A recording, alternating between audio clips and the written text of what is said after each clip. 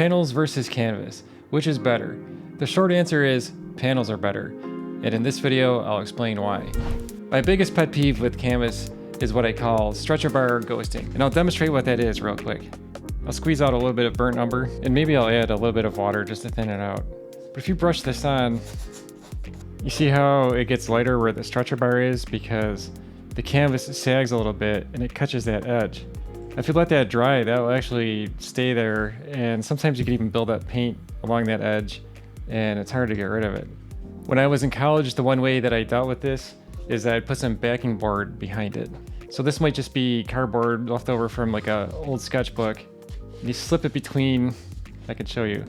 You slip it between here, then you can get rid of the stretcher bar marks. So it looks better than it did before. You don't see any ghosting around there. The issue with that is that it's inconvenient. You shouldn't have to reposition cardboard around the back of your canvas as you're painting. That problem does not exist with a wood panel because it's rigid. There's no flexible canvas that gets caught on the edge of a stretcher bar. One of the biggest disadvantages of using a canvas is that it can expand and contract with the weather. If there's a change with the temperature or the humidity, you might find that your canvas is sagging a little bit. There's a couple different ways to deal with that, and some are better than others. Most stretcher bars have these slots on the back, and that's for these wood triangles that you can drive in there. Here's a larger canvas, and these are the wood keys that came with it. So which way you insert these is open up to debate. Some say it doesn't really matter. But the concept here is that you insert these into the slots, and you can gently tap these in here. And what that does is it drives these corners apart, and that will apply more tension to your canvas. It's not a subtle thing because you're driving the stretcher bars apart and it's stretching the canvas underneath the paint film, and that can cause cracking. A lot of times those canvas keys are completely useless, and that's because the manufacturer staples the corners together. Think about it. The only way that it would tighten the canvas is that the keys would drive the corners apart, making the frame a little bit bigger, and that tightens the canvas. If these are stapled together, it's fixed. It can't possibly make the canvas any tighter no matter how hard you pound those keys into the corners. Wood panels have neater edges and more precise corners. If you compare it to a canvas, since canvas has to be wrapped around to the back, you get this situation where it gets doubled up. And that's because the side gets wrapped around to the back, and so does the top. That problem doesn't exist with wood panels because there's no canvas being wrapped around. Even if the panel is cradled, the corner is nice and neat. So you can paint right to the edge and there's no issue. Some stretcher bars are slightly rounded on the edge like this one. And that creates the situation where you're not quite sure where the painting should end. In the top part, I extended it over the rounded edge so that when you look at it head on, you don't see much of a white gap. But on the bottom, if you stop it right at where the radius begins, you end up with like a little bit of a white edge. So it's kind of like you have to paint around the edge of this rounded corner. You can also get weird things happening in the corners if the tension isn't strong enough. You can see this canvas is kind of loose, so you get this little divot that happens here in the corner. Wood panels are rigid, so they don't sag at all, and it's a pristine surface all the way across. Flat panels are routed at the edge to get rid of any saw marks and to round it over just slightly. Cradled panels are sanded flat, so there's no rounded edge at all. The smooth surface of a panel allows for more detail and control. Portrait painters often use what's known as portrait canvas, and it has a smoother texture than regular canvas. But why not use an even smoother surface such as the Prime Smooth Artist Panel or a Claybord?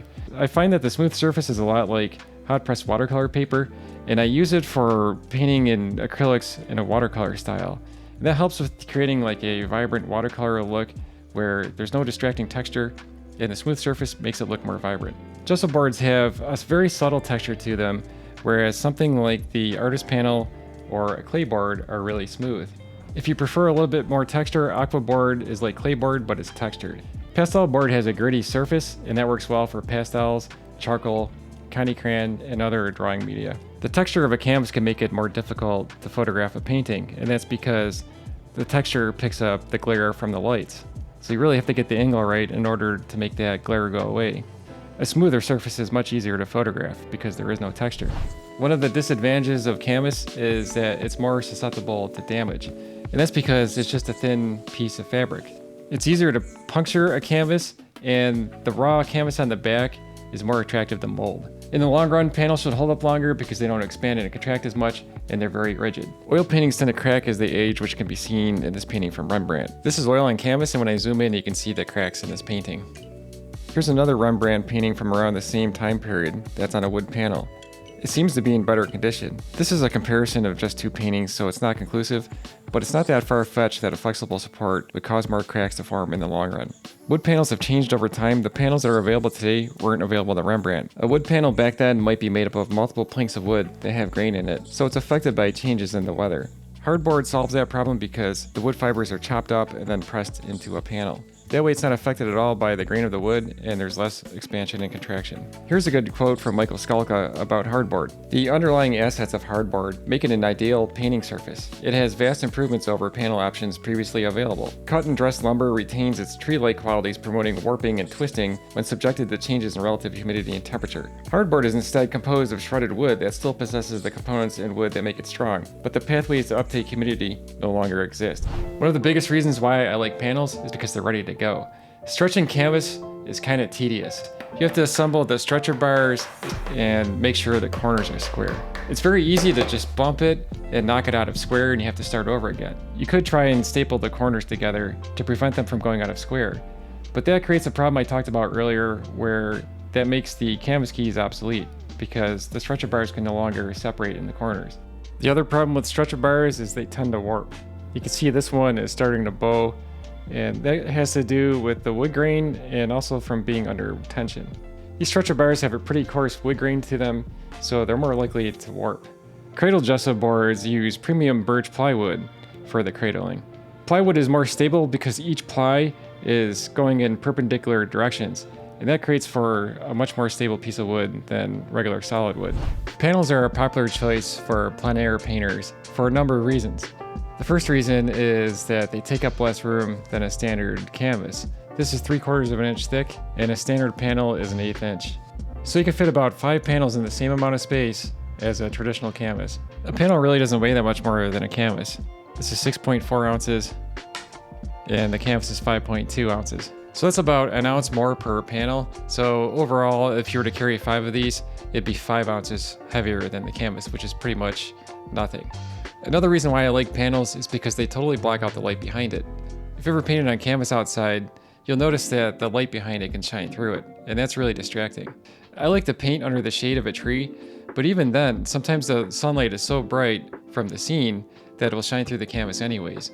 Panels are sturdy and rigid, so I'm not afraid to travel with them. I've stored them in the trunk of my car for weeks, and I never had an issue with warping or anything like that. One challenge of painting outside is getting the wet painting home without any damage. With the panel, you can find panel carriers, and these will allow you to get a wet painting home without marring the surface. This way, the wet surfaces are facing each other but not touching. Once I have this totally closed off, only the backs of the panel are exposed, and the wet painting is protected. There's different brands on the market, and they're available in different sizes. Take a look and see what works for you. So those are all the reasons why I think panels are better than canvas. If you still prefer the texture of a canvas over a panel, you can also make canvas panels. I have a video about that, you can watch that next, or you can watch my video about how to frame canvas panels. Thanks for watching.